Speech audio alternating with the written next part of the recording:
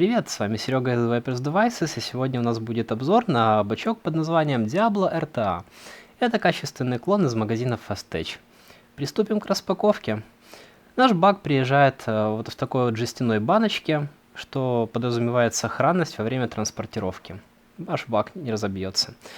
Так, откроем. Здесь у нас внутри запасной поликарбонатный танк. Собственно, наш сам атомайзер. Ну и под поролонкой находится упаковка, в которой шестигранник, 4 запасных болтика и 6, даже 7 о-рингов, хотя должно быть 5. Давайте перейдем к внешнему виду нашего атомайзера. Внешний вид. Сам наш атомайзер выполнен из 304 марки стали, что является одним из лучших материалов в этих целях. Общий вид чем-то напоминает Goblin Mini, но при этом есть определенное различие. Обдув у нас нижний. Снизу у нас алюминиевое кольцо для регулировки этого обдува. Вот так вот оно снимается и устанавливается. Наш дрип-тип достаточно широкий и держится плотно, не шатается на двух о-рингах. Низ дрип-типа выполнен из делиарина, что избегает его нагрев. Также мы имеем верхнее кольцо, тоже алюминиевое, которое является крышкой для верхней заправки. Давайте посмотрим, как она реализована. Тут мы видим два отверстия. Через одно можно заправлять, через другое уходит воздух. Давайте раскрутим наш бачок, посмотрим его устройство внутри. Первое, что попадается на глаза, это цоколь сферической формы для лучшей вкусопередачи. Стекло нашего бака держится на нижнем о-ринге. Металлический цоколь накручен на нашу базу, посмотрим же ее устройство. Скручиваем цоколь, и что мы видим?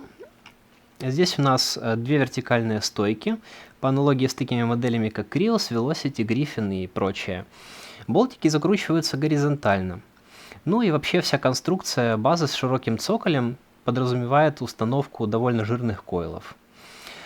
Воздуховоды у нас немножко приподняты. Сейчас я объясню, для чего это. Иногда на нижней площадке скапливаются капельки жижи, и они могут попадать в наш воздуховод. При этом или капельки стекают и пачкают ваш мод, или они при затяжке попадают в воздуховоды, и вы ощущаете, что вам как будто бы что-то плюется в рот. Это неприятное чувство. Ну, вот эти вот приподнятые воздуховоды, если не решают проблему полностью, то, по крайней мере, уменьшают вероятность ее возникновения. Так, дальше мы видим широкие прорези для подачи жижи и также довольно широкие длинные воздуховоды для того, чтобы мы могли установить массивные койлы. Давайте установим заранее подготовленные койлы с ваткой и посмотрим, как они смотрятся на нашей базе. Так, мы видим установленные параллельки средних размеров, намотанные на диаметр 3 мм, 5 витков 0,4 канталом. Ватка свободно проходит в каналике для подачи жидкости.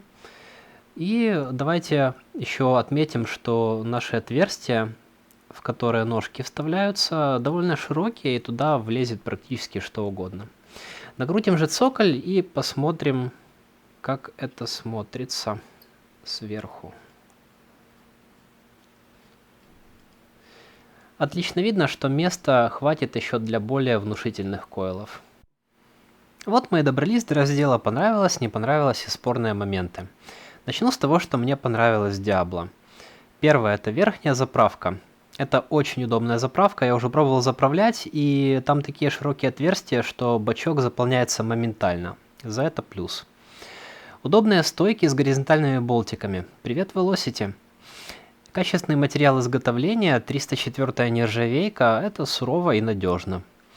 Также вкус. Это вкусный бак за счет сферической формы купола и относительно небольшой испарительной камеры. Привет, Гоблин.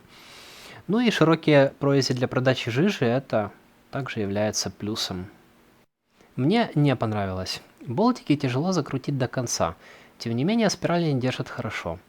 Верхнее кольцо, которое закрывает отверстие для заправки, порой довольно трудно откручивается и плотно сидит. Ну и несмотря на громкое название Diablo, в исполнении бака и его внешнем виде нет ничего демонического. Ни пентаграмм тебе, ни жертвенного козла лазерным нанесением. Ну и спорные моменты.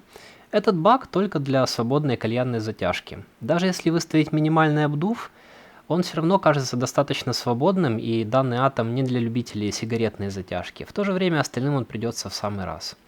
Сама предрасположенность бака к установке массивных койлов дает хороший навал наравне с отличным вкусом, но в то же время подразумевает большой расход жижи, учитывая, что объем танка у нас, скажем так, не 5 плюс миллилитров.